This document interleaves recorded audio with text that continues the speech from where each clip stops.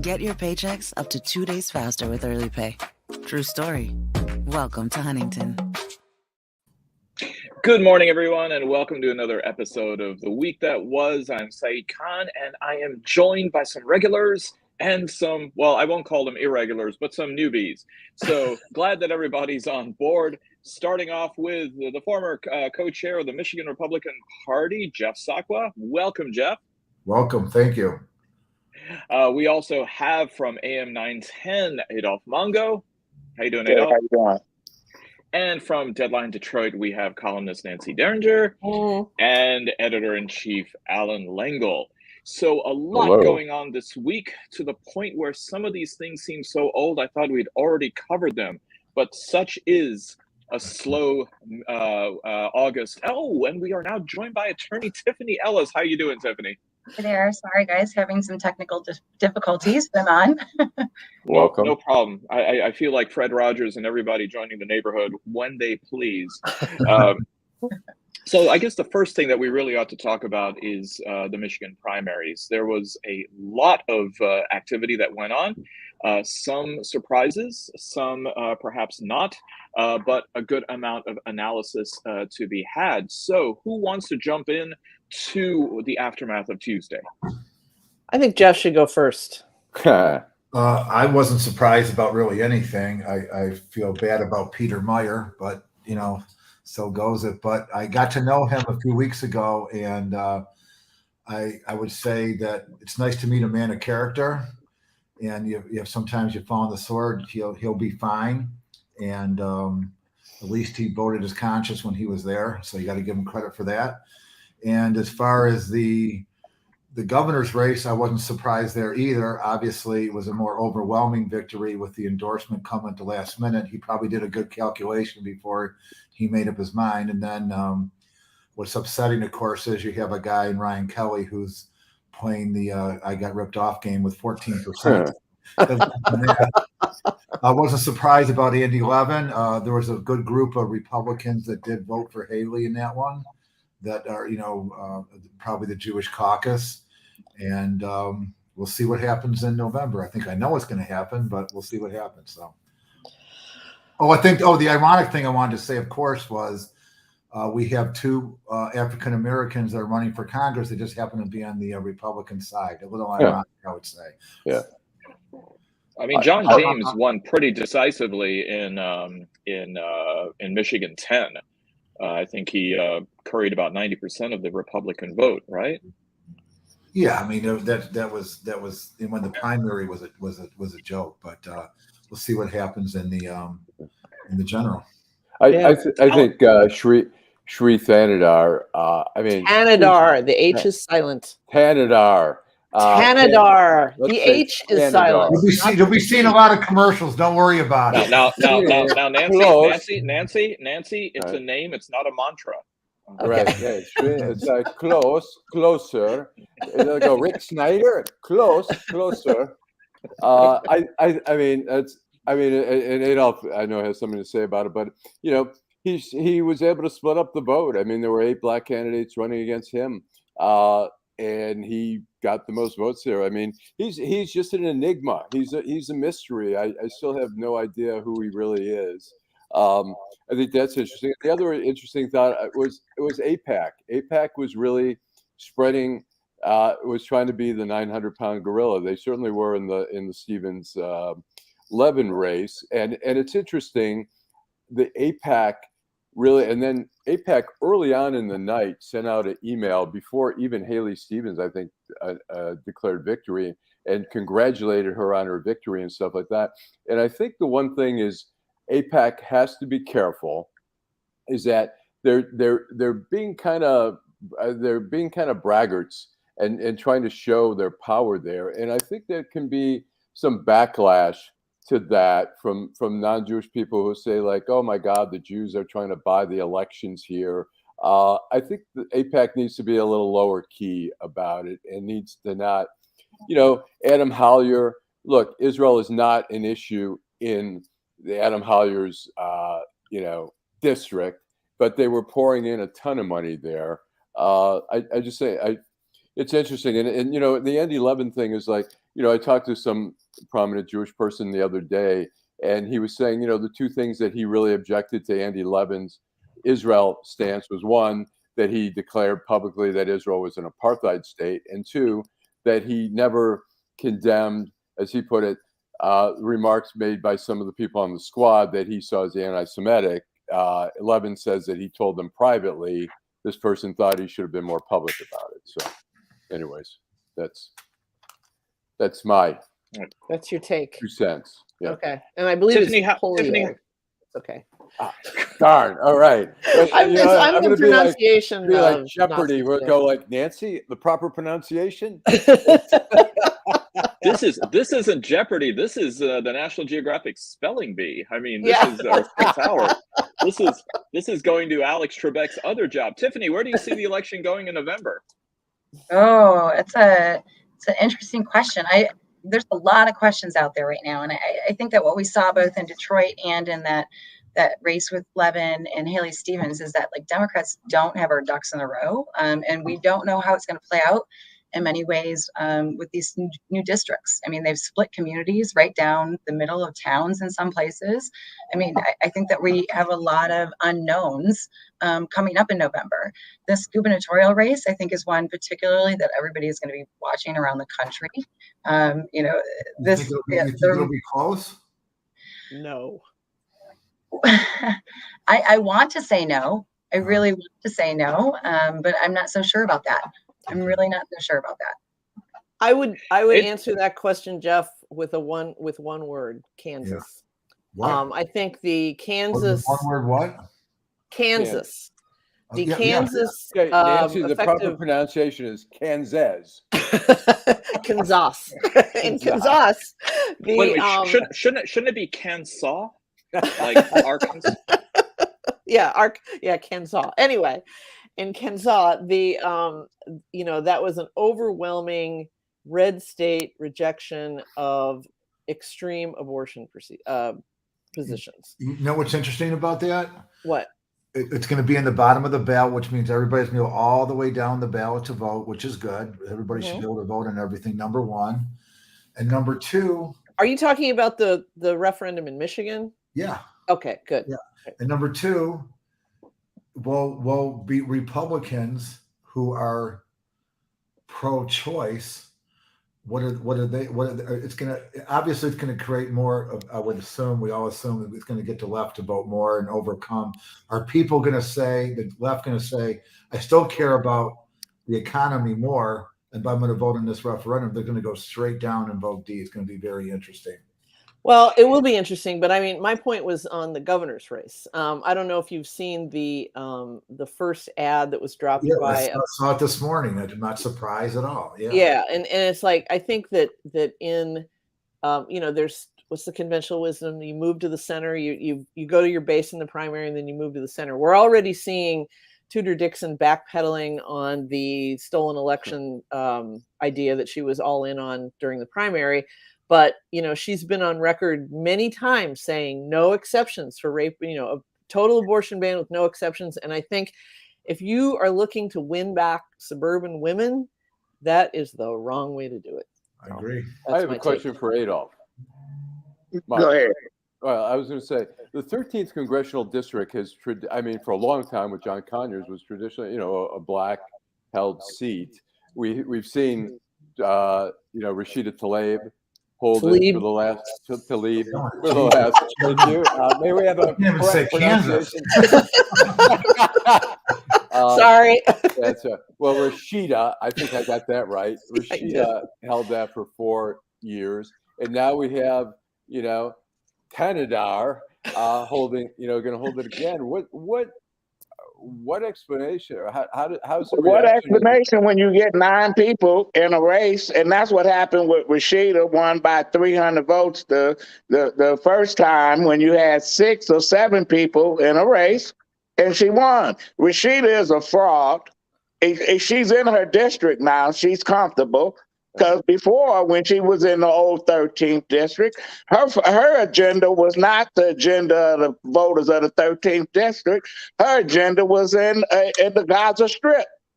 That was her agenda. Her agenda was going to the borders in Texas. That was her agenda. Her agenda wasn't a crime education in the 13th district. Shree brought a bag of money and he bought a state rep seat, and now he's in Congress. Same problem. No power brokers in the city. They let all these people get in the race, and they got 5% here, 7% there, 8%, etc. What kind of pressure was there on some of the candidates to drop out? I know Godby. I don't care. Listen, there was no pressure because none of them was going to move. Yeah. They rather lose. Yeah. I've seen it before. It don't happen. And Shree got 28% of the vote, and he's basically going to walk into that seat. Now, they got 2 years to try to do something different. And that's up to people that want to run. But if they were smart enough, they have a consensus candidate and they run this guy back to Ann Arbor. There was I was listening to, I'm in Chicago today, by the way. And hello from our. Careful this weekend, careful. Oh, stop with that. Stop with that. We had this discussion last night at dinner. Why are people so afraid of cities? Because of that. But anyway, I listened to a podcast on the way over from Jeff Timmer and Mark Brewer, and Jeff Timmer's been on the show, the former executive director of the Michigan GOP, and he said basically the same thing, Adolph, that that the next time if fewer black candidates run against Shree, he's 20. What did he get? 28% or 28%? 28%. He might be in trouble. I mean, that is he's got a lot of work to do in the next 2 years if he wants to hang on to this constituency, because it was a classic split up the vote in a giant primary. But one good thing out of this primary, listen, I look at the Republican side of the ticket, and I haven't seen a more dysfunctional ticket since '98 when Feiger was at the top of the ticket for the Democrats. And he had Mary Lou Parks. I don't know if you remember her. Secretary of State. She couldn't even pronounce Feiger's first name. I look at the Secretary of State for the Republicans and the Attorney General candidates. Man, they make Larry Moore and Curley look like professors. Listen, don't you find it odd there wasn't one legislator, past or present, that was willing to take on Whitmer? Not one, because they know they're not going to win. No, they're not going to win. It's going to be a clean sweep. Yeah, there's no question. And where did you find that young sister to run for Secretary of State? She's a damn idiot. I've never met her. She won't be getting my vote. And then you got the brother up in Grand Rapids. He a nutcase. He worse than Herschel Walker. John Gibbs. John Gibbs. Yeah. Okay. Never met him either. Let me say one other thing. Man, the Republicans. Listen. I'm glad. That's a great ticket. If the Democrats don't win, we really in trouble. They're not going to win the House and the Senate, though. They're going to have a problem there, so we'll see. Yeah, Jeff, man, you're taking plausible deniability to a next level. When you say House and the Senate, any of them. Did you introduce me as the former co-chair? Does that mean anything to you? Oh yeah, I guess that's an important adjective. But I want to say one thing that House and Senate. I want to add something that Adolph said, because in the Jewish community they want to get rid of. They would not like to have Rashida Tlaib there as well. And as soon as the field was loaded, you have to have 1 against 1 to beat her. You're not going to have. That's one. right. That is right. And the last time, as long as she has 3 candidates, she's always going to win. And the last time she got a butt kick, she ran 1-on-1 with former state senator Virgil Smith. He kicked her ass all the way around the city. Yeah, you're 100%. But now the 12th is an interesting district because I know Rashida gets a lot of support from the Hispanic community in Southwest. Right. There's an argument that's being made that now, since the district has more of Dearborn, that somehow the other Arab Americans might gravitate toward her. But that's not exactly the presumption. I know that there's a lot of Arab Americans who have issues with her progressive agenda. They don't vote regarding Palestine. They vote regarding what a lot of small business owners in the Arab American community in Dearborn are concerned about. So I think it's a real mixed bag for Rashida. I don't see Michigan 12 moving more into Dearborn as being a lock for her anymore. Well, she knows how. Listen, Rashida knows how to campaign, and she's a great campaigner. But you know what? But her agenda is not a local agenda. She aligned herself with those folks, the progressives, who basically, think Biden need to go somewhere and retire. That's her agenda. It's a national agenda, not a local agenda. Well, I wonder about that, because I was going to mention that a moment ago about that Meyer race over on the west side, and these endorsements from Trump. I mean, Rashida's a legislator. She was in the state house. She was in the state senate. She's got a constituency, and she's in this new district now. She has people that support her, and yes, she has been out there on the national platform and standing up for what she believes in. But that's not the thing that's necessarily going to determine what happens to her future at the end of the day. She has had people that have voted for her time and time again. Well, if somebody got her one-on-one and really talk about the issues, they can beat her. I know Rashida, they can beat her, but when you got 5-6 people running against one person, you're not gonna beat her. Rashida been a fraud since she been over there in Southwest Detroit. There's no question about it. So good for her. She got elected. Good for Sri. He got elected. Now, if these people want to make a statement, they'll get their act together and they'll come the correct way in 2 years. Allan. I would say, when Rashida, whatever, Tlaib. Is it Lengel or Lengel? Is it Lengel or Lengel. Although our cousins in New York say Lengel. They think they're a little better than us. But you mean the ones that shop at Target?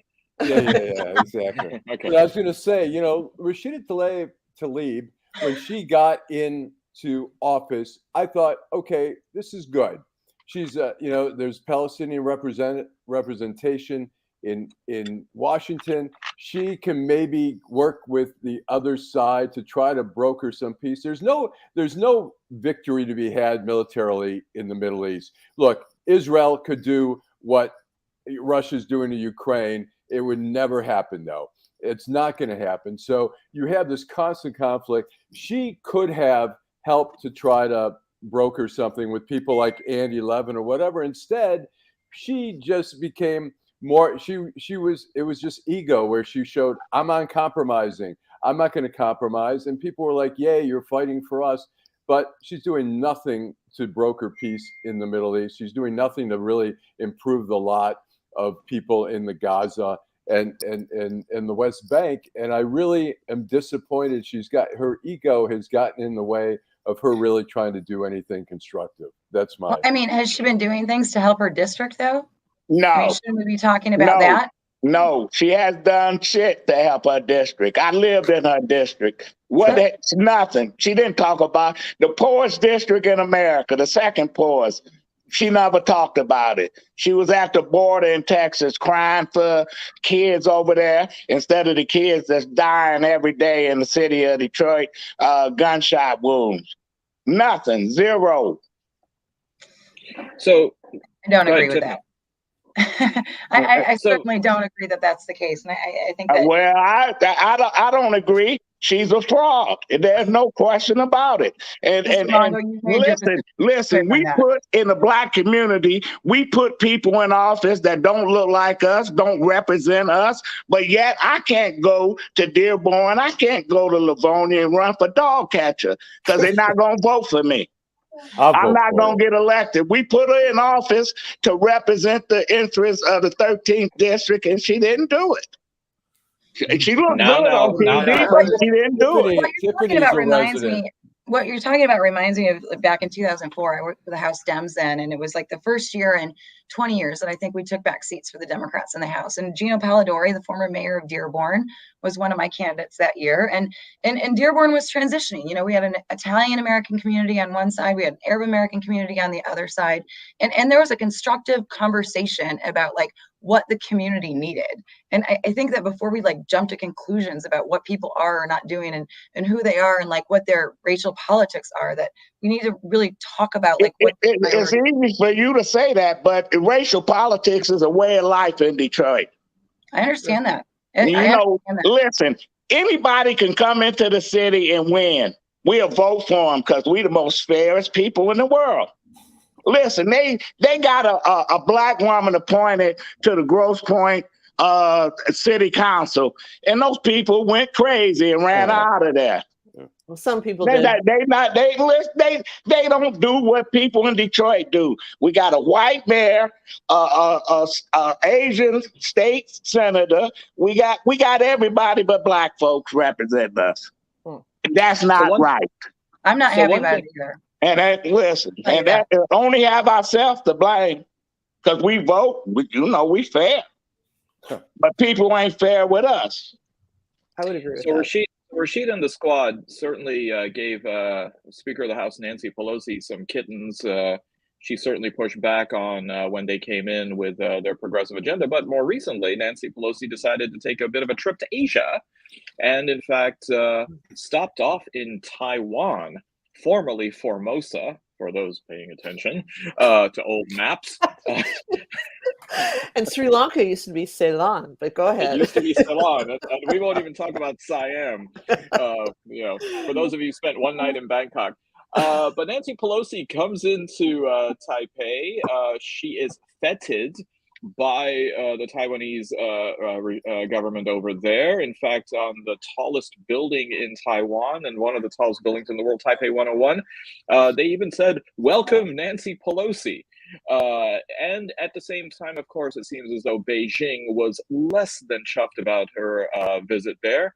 And they decided to greet her in their own special way by surrounding the island with live ammo military exercises, including the launching of ballistic missiles to send a message to what they regard to be a wayward province. And at the same time, it seems the United States with a somewhat ambiguous policy when it comes to the sovereignty of Taiwan. Is this an unwarranted and an unnecessary escalation by the Speaker of the House? Where is this going to lead in a now very volatile part of the world? Let me just start by asking you a question. When you used expressions like chuffed as a youth in Lapeer, Michigan, did you get your ass kicked? Oh, there were so many other reasons for getting my ass kicked. It was. Let's put it this way: Chuff was pretty much about as down ballot as the abortion referendum, for reasons why Saeed got his ass kicked. Okay. All right. I don't know. I don't know quite how to feel about this. On the one hand, you have to admire her moxie. But on the other hand, we have a State Department for a reason, and the State Department asked her not to do this, and she did it anyway. It seems like it was an unnecessary poking of, I guess we don't call Chinese people bears. That's Russia. So poking the dragon, shall we say? However, and I don't know what the fallout of this is going to be. But there's you always have to admire a woman who doesn't give any fucks and just, does what she wants. But on the other hand, that's also can be very irresponsible behavior. So that's my weaselly answer. It seems like some of the response has been more than just military posturing. China announced today not only sanctions against her and her family, but also the suspension of talks in many different areas, including military cooperation, as well as climate change, something near and dear to the Biden administration's heart. So I got a question. I mean, Nancy, you mentioned that the State Department said don't go. Was this don't go, it's a bad idea, or don't go like Gene Wilder and Willy Wonka saying to Augustus Gloop, stop, please, don't? Oh, well, I didn't see the memo, so I can't parse the parse the subtext there, but that's a good point. So Jeff. Go ahead. What? Go ahead. Oh, I thought Oh, you had no, something. no, I was just complimenting you. I really missed that Willy the Wonka movie. It was great. Oh, I see the Chinese ambassador, I think, in the U.S. wrote a op-ed piece in the Washington Post today, just talking about the historic connection to Taiwan, that the Japanese stole it and they were supposed to get it back, and all this, and that the U.S. has been ignoring the historical agreements and all that kind of stuff. So I don't know. It's a complicated thing, and I don't know if Nancy Pelosi was going there to try to head off any type of invasion or something, but I don't know if that really, I don't know. Maybe she was shopping for knockoff purses. Who knows? When the U.S. had an opportunity to really have make a statement when, they voted to kick Taiwan out of the UN, we should have just said, okay, Taiwan is part of China. Because we propped up that dictatorship for so long when they fled the mainland. We might as well say it. They have a right to say that's their territory. Just like we say Hawaii is our territory, even though we overthrew a monarch over there and took it over. So at this point, somebody got to make a statement and say, okay, Taiwan is part of China or Taiwan is not part of China. Which one is it? Well, I think that's the problem with the one China policy that the U.S. has, is that it doesn't recognize Taiwan's sovereignty. Perhaps the better analogy is not Hawaii, but maybe American Samoa or Guam, that these are American territories. But the sovereignty of them is not considered to be independent. Well, while, as Jeff said, Taiwan may be the bastion of knockoff purses, one thing that it does make quite authentically is semiconductor chips. In fact, it's the largest exporter of semiconductor chips. That is something that's not, of course, unseen and unrecognized either by China or the United States. Could part of what Pelosi is doing is to try to fortify the United States as being the principal importer of semiconductor chips when the global supply chain seems to be so fraught with issues right now? Thoughts on that? Wait a minute. Rephrase that question with fewer words. Okay, Taiwan makes a ton of chips. Right. That part I got. And we buy a ton of chips. And we buy a ton of chips, and everybody needs a ton of chips. So was this Pelosi's effort to go in there and get to the front of the line when it comes to Taiwanese chips? Ah, I see. Okay. I don't know.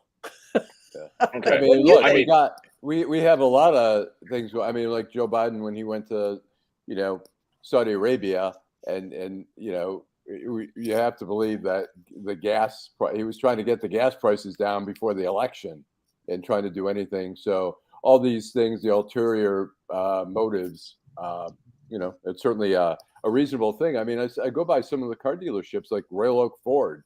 The lot is empty. There are so many car dealerships where the lots are just totally empty, and it's I don't know. I think they should bring that back to Model T. I don't think it used any chips. I think that they could. Well, by the way, isn't the era of horses again? When is she the did meet with Dream Cruise? the New York Times reported that she did meet with the chairman of the largest chip maker while she was there. So obviously there was a reason why she went. That may not be what's getting the headlines right now, but I think it's a great point. We have better made chips in Michigan. They're the best. The barbecue. They are the best. No, they're not the best, Tiffany. They're just the better made. I used to buy the light salted for my father. Well, how many? There were like 60 chip companies in Detroit at one time, and they were the most long-standing ones. So I guess they are better made, right? Because we make cars and we come up with potato chips and a semiconductor chip. That's why we saw the Taiwanese people come here to visit Better Made. Do you know why so many chip makers are local? Potato chip makers. It's because they were once far more perishable, and so unlike pretzels actually. in my lifetime, the snack food aisle of the grocery store has essentially exploded with salted options. But at one point, chips didn't travel very well either. They were more fragile and they spoiled. So hence there were, and then Lay's came along, and you can't just eat one. But with that brief interlude, thank you, Nancy. That's a nice little. But Pringles changed the landscape. I mean, not only when it comes to non-perishability, but they are easily one of America's most recognized brands around the world. I mean, people will go not cuckoo for Cocoa Puffs, but they'll go really, I don't know even what the alliteration would be. But for Pringles, they would certainly do that. So, well, American action, it seems, has been taking on other dimensions around the world, most recently in Kabul, Afghanistan, where second in command to the now late Osama bin Laden, Ayman al-Zawahiri, was assassinated while he was standing on the balcony of his home, or his safe house in Kabul, taken out by a very interesting munition, apparently, that comes in silently after being launched off a drone, and then seconds before impact, fans out 6 razor blade sharp knives to then eviscerate the individual by then minimizing the amount of civilian casualty. The reason I'm saying this in such graphic detail is for 2 reasons. One, because it seems to be what is being reported mostly about this particular incident. And second, to dispel any rumors that it was in a Mario Puzo novel, who was graphic in his own ways. So Zawahiri is gone. And it seems as though, of course, the Biden administration is taking a victory lap over this. Not sure exactly what Zawahiri's involvement was in operations with Al-Qaeda anymore and how much of a force it is. But it certainly is revealing when it comes to the relationship that it seems either the Taliban or the Haqqani network in Afghanistan had with still being close enough to al-Zawahiri and by extension Al-Qaeda that they were harboring him there. What does it say about American foreign policy? What does it say about some of the pushback, including from Republicans saying, it's not that big of a deal, and it wouldn't have happened in the first place had Biden not pulled American troops out? It just shows that Afghanistan is still a terrorist hotbed. All I can say is that weapon sounds unbelievable. One of the most interesting conversations I've ever had was with a guy that I met somewhere like in southern Michigan, who makes bombs, who actually makes those kinds of weapons. And I had not heard about this silent running with fanning knives. I knew it was something they called micro-targeted, where they could actually hit that guy on the balcony and harm no one else in the house, which was, fascinating.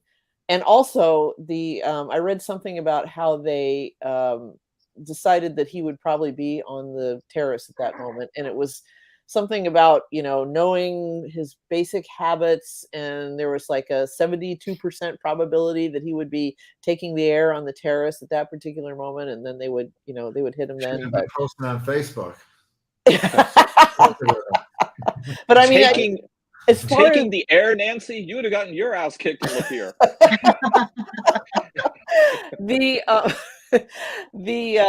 As far as American foreign policy, I'm going to stand mute, but I will say that when it comes to killing people, we really do it like amazingly well. Go ahead, Allan. Okay, Allan. I was at a party in Washington. I was talking to a guy who had been in the military, and his job was, he lived in Arizona. He went out to somewhere on the base where they, some desert base or whatever. He said he would sit in a chair that was like a chair in a van, and he would fly drones in Afghanistan and kill people from Arizona and then go home at the end of the day and have dinner.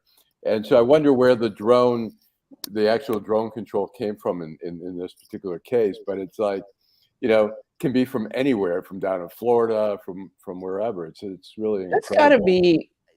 That's got to be a job that not everybody can do. I asked him, I said, does it seem like a video game? Does it not seem real? He says, no, it feels real. But You know, I mean, you're killing. But what does it mean anyway? You kill this guy, it don't kill Al Qaeda. It don't stop folks from fighting over Afghanistan or Iraq or whatever. You kill one so-called leader, another one pops up. It's just a reorganization. It's a new org chart. Well, you know, in Tehran and Iran, the Israelis have been knocking off scientists in their nuclear weapons program. They've been knocking out people from the Revolutionary Guard, key people. These scientists who are working on nuclear capabilities in Iran have bodyguards, and the Israelis are knocking them off, and it does disrupt, but it never totally disrupts the program. Well, maybe if you're one of the families from 9/11, you're happy. So yeah. Well, and the way that I've read about it is that he was really one of the key founders of Al Qaeda in the 80s. I mean, he was one of the brains behind the operation, for lack of a better phrase, and maybe symbolic in some ways, but at the end of the day, I don't know that that's actually the case. I'll refrain in the foreign policy commentary on it as well, but I think when we're talking about the victims of 9/11 and their families, I think that is a victory for them. Yeah. Well, it might be a victory for them, but you look at all the folks and I was in the military, that we killed men, women, and children all over the place. You got families over there saying the same thing. It's tit for tat, and when do it end? Right. You're right. You're right, Tiffany, about his stature. I remember years ago, I was in Amman, Jordan, and I was in the souk, and I got one of those decks of cards which had Saddam, the death cards, which had Bin Laden as the ace of spades, and then Saddam Hussein as the queen of clubs. No, I think he was the ace of diamonds. But Al-Zawahiri was also one of the aces, and so it is kind of interesting that happened. Of course, for all of the Republican criticisms that have been levied to deflect the importance of this from the Biden administration, was a revelation that apparently former President Donald Trump was given the opportunity to take out Al-Zawahiri, but didn't, because, wait for it, apparently he did not recognize his name. Would that Allan can't pronounce it, so how is he supposed to?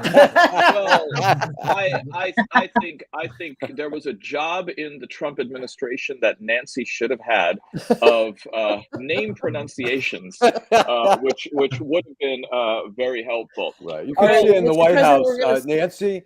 It'd be in the Nancy. Can you come here and talk to the President Trump? Mr. President, we're gonna start with China. Okay, it's China. China. No. Soften that I. China. Well, that would have taken a good 2 years right there. Before you move on, do you remember who the deuces were in that deck? What? The deuce, the death cards when Osama bin Laden was the I mean, it literally looked like they found some Arab and Afghan men off the street just to go ahead and fill it up, because I think in the other face cards was, of course, the very important Chemical Ali. Ali. He needed to have a role there. I like the guy with the real hairy chest that they. He died a few years ago. The guy with one eye, was that Mullah Omar? I forget. That was either Mullah Omar or also known as Hirsute Harun. If you're keeping track of these things, well, never thought that Alex Jones would cite the German pastor Martin Niemöller with his famous poem "First They Came For," yada yada yada. But it seems as though this also applies to the text scandal when it comes to, first it was the Secret Service, then the Pentagon, now the State Department. It seems as though this is becoming a bigger metastatic issue. No one, when they were turning in their phones, apparently under the Trump administration, were preserving the record, which by federal law they were supposed to. Is this going to become a bigger deal? And why isn't it right now when it comes to media coverage of it? That is a really good question. And, I mean, the cell phone is the greatest gift to the domestic lawyer. What do they call them? Family law lawyer in eternity, because the fact that if you're carrying a second cell phone, that's like prima facie evidence of infidelity. How many marriages have broken up? How many affairs have been discovered because somebody was able to get into somebody else's phone and see the texts? And so, I think a lot of people get in the habit of deleting texts. However, as I think I said this last week, I cannot believe that there isn't some backup somewhere. And if there isn't, why isn't there one? I mean, because people want their privacy. Well, people want their privacy, but these are not personal cell phones. These are government-issued cell phones. If you work for the government, that's your job. But if it's me personally, I don't want my. Well, but these are government-issued cell phones we're talking about here. I mean, I understand. I'm saying, but you say, why doesn't it? Because generally speaking, people want to delete means delete. That's all. I'm not disagreeing with. Delete does not mean delete. I mean, delete does absolutely not mean delete. Like there's a record of it everywhere. I mean, there's a reason why Tom Brady destroyed his cell phone probably right after the what was that? What they call the deflated football scandal? What was the name of that? Deflategate. Deflategate. Yeah. I think that he smashed his iPhone after that. And so, there's something to be said for the physical device, certainly. But when we're talking about government, technology, we need to be talking about a higher standard. This is something that I battle every single day in my cases. When we're talking about like the type of information that can be recovered, and I'm not a family lawyer, right? But like, I'm talking about like companies that want to come after my clients, data. They want every single Facebook post that is not just posts. They want the entire record of everything that has ever existed in this person's social media existence, which is downloadable, by the way. And so, it's a different thing when we're talking about social media, but it's asinine to think that like a government employee at that level could have that sort of secretive bat phone, for lack of a better phrase again, and we're not going to do anything about it. I mean, there needs to be some policy changes around that sort of thing. Kind of like Hunter's computer. I guess I would think that if you have a government issued cell phone, I mean, I have Google Photos on my phone, and every picture that I take is automatically uploaded to my Google Photos account so that it's like a backup for it. I would think there would be something similar to that on a government cell phone. I realize that we're talking about classified information, et cetera. But it's so hard for me to believe that you can send a text to, Osama bin Laden or whoever, and then immediately delete it and it just goes away. I mean, I can hardly believe that, but maybe so. Maybe they're all using Snapchat. I mean, or WhatsApp, which is also another one that's maybe they're covering stuff up. What do you think? Yeah, I know. Yeah. Right. I mean, after reading, it raises a question though. Like, look, there may be times where there's classified messages that need to be sent. There may be a reason for that. I'm not disputing that that's the fact, but if that is the case, then they should be using some sort of software or encrypted platform in order to exchange that information. It shouldn't be over regular text messages. Right. I'm OCD. I delete everything. I delete my emails. I delete my texts every day. That's just my personality. But that's my inbox for me. That would be awesome. Steve Fishman said the same give me your address. Fishman said the same thing. He when people text him, he immediately calls them, and then he deletes the text. He's at the end of the day, he deletes all that stuff. I want to know that whatever my work is, I want to know it's done. I do everything I'm supposed to do. Yeah. Right. There you go. OCD. Okay. Well, I mean, it's an issue that I think further then calls into question people's confidence in the government. That either it's a matter of incompetence, or it's something perhaps more insidious and nefarious that's going on. And when the so-called deep state is being highlighted by people like Alex Jones and others and conspiracy theorists, then I think this isn't really good for the optics, let alone for the audio that's there. Can you just also flash back for a second to like Hillary's emails? Yeah. What a thing that was. Mm-hmm. And both Jared Kushner both Jared Kushner and Ivanka Trump use personal email accounts extensively throughout their time as White House aides. So it's television do, what? Jeff? A lot of politicians do, and they're not supposed to. Yes, I know they aren't supposed to, but they did it, and that was, right after talking about her email. So anyway. Right. There was an interesting conversation I heard in the locker room at my gym yesterday. People were talking about You work how. out? I'm sorry, I know it doesn't. It's from the waist down. It's all I just kick it. I just kick in the pool.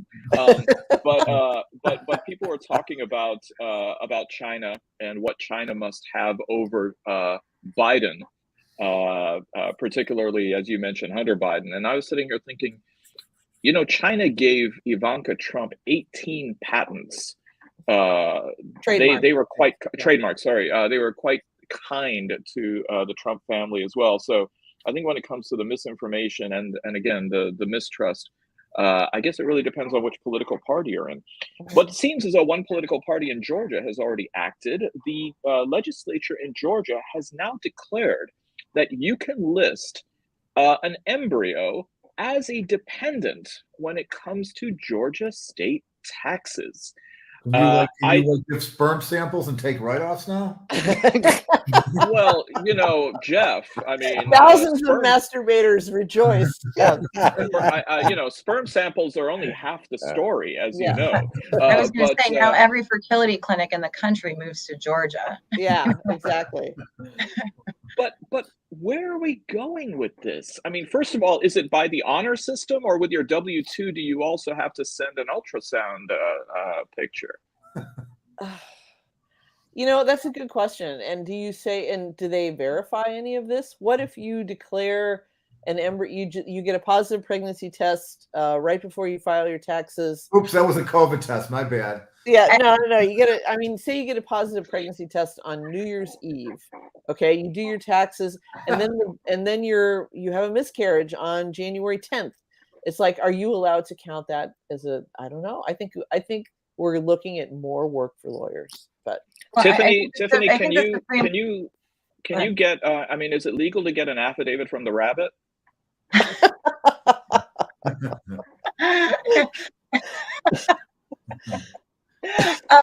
Okay, I'm going to ignore that one, but I will say that I think the Supreme Court now has its work cut out for it. They've issued this Dobbs decision. The parade of horribles that's coming from it is going to present some really unprecedented questions that these state legislators and others are going to present, and are really twisting this around into places that I don't think any of us ever imagined. There aren't good answers to it, right? Right. And what was it? There's a woman in Texas who's trying to get drive in the high occupancy vehicle lane. Right, yeah. right, because she's pregnant. I mean, these stories are going to become more and more frequent, and state legislatures are going to start to do crazier and crazier things when it comes to this sort of thing, and we're going to be polarized about it, right? Like Kansas. But fear not. I mean, the Dobbs decision was to kick it to the states, and it seems since Alito really is an Old Testament kind of guy, he doesn't mind the United States becoming a Tower of Babel, where each of the states then has its different interpretation on when does life begin, what is personhood, who gets to drive in the commuter lanes, not something that we ever have to worry about here in Michigan, ever. Everything's one lane now with construction anyhow. It doesn't make a difference. and also these ideas about benefits. I think that that's where it's going to get really interesting when it comes to the economics of things. That who do you get to write down as a dependent? And I guess one possible quagmire is that what pronouns do you assign to the embryo if it's that early on when it comes to the dependent? I think the embryo gets to decide. Yeah, no social security number though. So, well, I mean, at the same time, here we do have an element of the abortion issue when it comes to the Michigan Court of Appeals, and then also when it comes to an Oakland County judge who has blocked Michigan prosecutors from enforcing the 1931 abortion ban. As we were discussing earlier, I'm not a lawyer. Does that mean just in Oakland County? It means the state of Michigan. It's the state of Michigan. State of Michigan. So a circuit court judge in Oakland County can rule for the whole state of Michigan? Yes. It's a state case. Well, and so here's the interesting thing about this decision. It was a court of claims decision originally that Judge Glacier with the issued, and so the Court of Appeals, and it's not a conservative group that issued the opinion. I will say that at the outset. Like they're Who not. was the panel? Yeah, on the panel, they are not. Who was the panel? Do you remember the names, or you don't remember the names? Yeah, no, I have it right here. Judge Borrello, Judge Kelly, and Judge Godola. Okay. And so some of them are, but like not all of them are. And the crux of the decision is really about the jurisdiction of the Court of Claims and how that applies to county prosecutors. And the real ruling is that county prosecutors are local officials. And that's why the Court of Claims cannot really tell them what to do or what not to do. And coming from a different judge, a county judge, it's a different jurisdictional issue.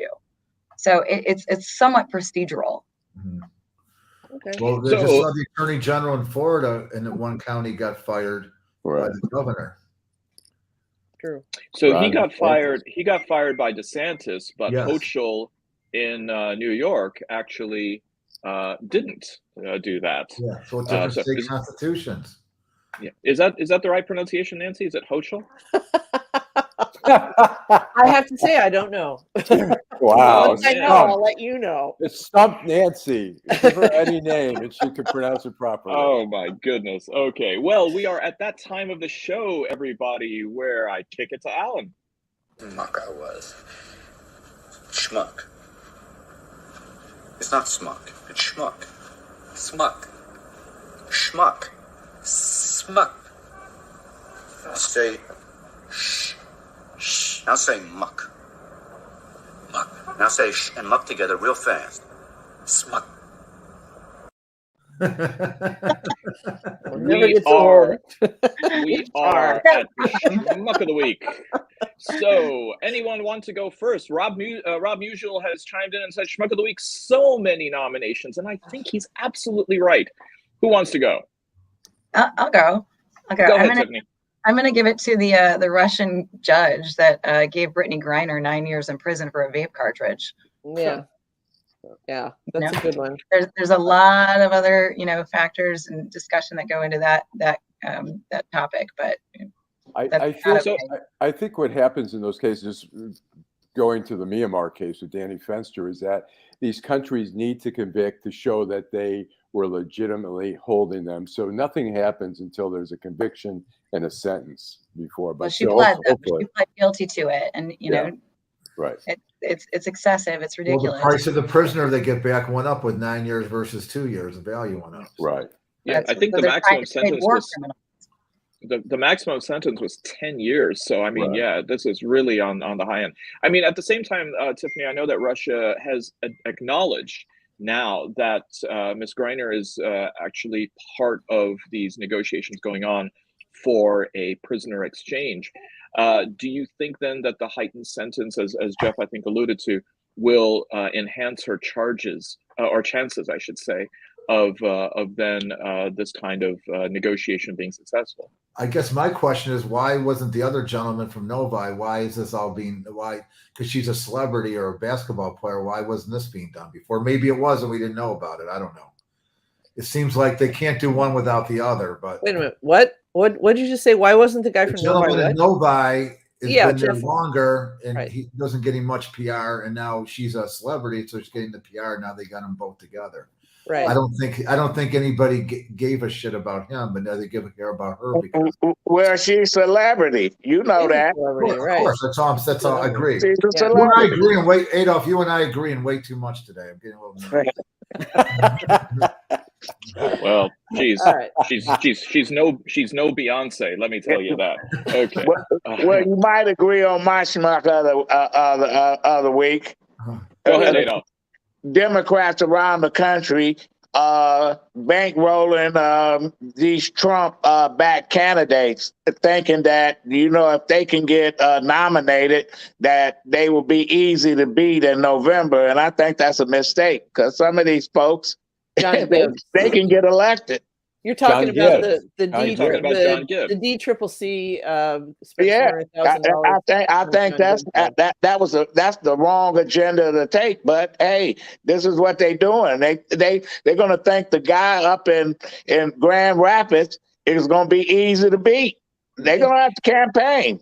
It's a dangerous These are game. not pushovers. Really They dangerous. might be nuts, but they're not pushovers. It's working. So here's a net. quiz for you. Oh. Who is the Democratic candidate in Michigan 3 against John Gibbs? Without having to look it up on Google. Couldn't tell you. Couldn't tell you. Haley, Hillary Scholten. Scholten, yeah, Hillary Scholten. I Hillary knew it was Scholten. Haley or Hillary, one of those. Yes. So okay. Unless Nancy tells us it's Scholten, but for now it is Scholten. Okay. Or Scholten. Right. But yeah, I mean, name recognition is just not there, and I wonder if the Democrats even knew or even contributed to Hillary's We don't candidacy know. in We the don't live primary. in the third No, district. I saw James Carville interviewed on one of the shows this weekend. And his opinion was, whatever way you got to win, you got to win. Yeah. Whatever it takes. There's some wisdom to that approach as well. So, all right, Jeff, who's I'm your gonna schmuck? I'm gonna go with Ryan Kelly. Take your ass whipping and go home. Yeah. I'm tired. I'm tired replaying 2020. It's over. Life goes on. The way he wears those aviator shades, he thinks he's just the cat's ass, and he's just Never met him. Wow. Now, Nancy, I haven't heard that since the Cannonball Run, so thank you. Yeah, one of my favorite expressions, and nobody else uses it except you, me, and Jackie Chan from the That's why movie. we get along so well. All right. We do. Okay, Yeah, we Nancy, who's your schmuck of the week? Well, I always bring a backup schmuck because there's so many schmucks and there's so many great choices. And Jeff just took my first choice. Why do we just use male parts for this? Why can't we use a female part next time? Oh well, all right, whatever. But I'm going to go with Alex Jones. I have been following the trial, the damages phase of the trial down in Texas. That man is without a single positive characteristic, and he lives, breathes, and poops schmuckitude every day of his life. And so schmuckitude, he is the schmuck of the week for me. You also add his lawyer to that list to accidentally all of Do you think, when I heard about that, for people who haven't been paying attention, his lawyer sent the opposing counsel the copy of his phone for the last 3 years so he could see everything on it, and then didn't try to take it back for whatever reason. And part of me thinks that his lawyer just despises his own client, or maybe it's some kind of very strange end around to claim incompetent counsel. I don't know, but that guy, his lawyer may have nominated him for schmuck of the week. Yeah. But isn't the lawyer now subject to, both legal malpractice and possibly a grievance as well? Well, that's my point. Well, yes and no, but arguably, and this is the point that I was trying to make before about companies trying to come after my clients' information. We fight these battles every day in court. What are you entitled to on the other side in discovery? Right. So there's an argument that they should have gotten everything, but a good lawyer would never let that go. Right. So he's on the hook for $4 million compensatory, and I think as we speak, the punitive damages are up. Where do you see this going, Tiffany? I know you're pretty familiar with the numbers game. Usually they do it with a multiplier factor. Do you think he's going to get stuck with a big punitive bill? Yeah, potentially. He's never going to be able to pay it, and so it's largely, listen, it's juries, right? And when you're talking about a jury, it's a matter of how you can get their emotions going, and I think they're probably pretty mad, judging from what they've decided to. But mere minutes after the verdict, apparently Alex Jones was imploring his audience to do anything to help with the bill. Buy a T-shirt, buy a mug, buy something. I'm just saying, there's 6 of us on this. Those people are brain damaged, and maybe some snake oil too. They could. Well, it's not snake oil, but it's nutritional supplements for people's burnishment of their manhood. So that is something that Mr. Jones does sell.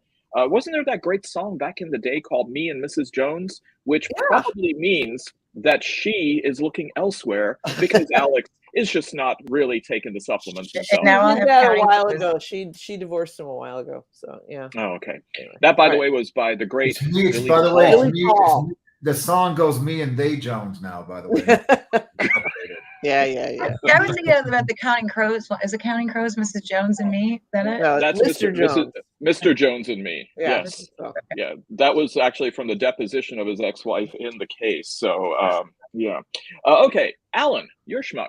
My schmuck. I was going to pick Ryan Kelly, but also the two other, Mike Detmer, who was running out of Howell, running for Senate. He was endorsed by Trump, and he lost. And he's like not buying it. He's just like can't believe it. It's based on nothing except he was endorsed by Trump. How could he possibly lose? The other person is Carrie Lake, the Republican candidate who won in Arizona for governor. She won the Republican nomination there, and it was before. Yeah, well, I'm doing a double schmuck, but she was already, before the elections were even finalized, she was saying, "Oh, if I lose, this is fraud," and stuff like that. I think Trump has set such a dangerous precedent here that all these people are carrying out only on hunches. Like, how could I lose? People love me. So, anyways. okay. They're gonna be playing Little League games over again pretty soon. And what is yours, Saeed? My schmuck of the week, I'm glad you asked, Nancy, is actually, I'm going to take a page out of Adolph, who tends to provide a collective noun of people. My schmuck of the week is actually Jamestown Township, outside Grand Rapids, Michigan, where a small group of conservative voters sank the millage proposal, resulting in the Patmos Public Library losing 84% of its $245,000 annual budget.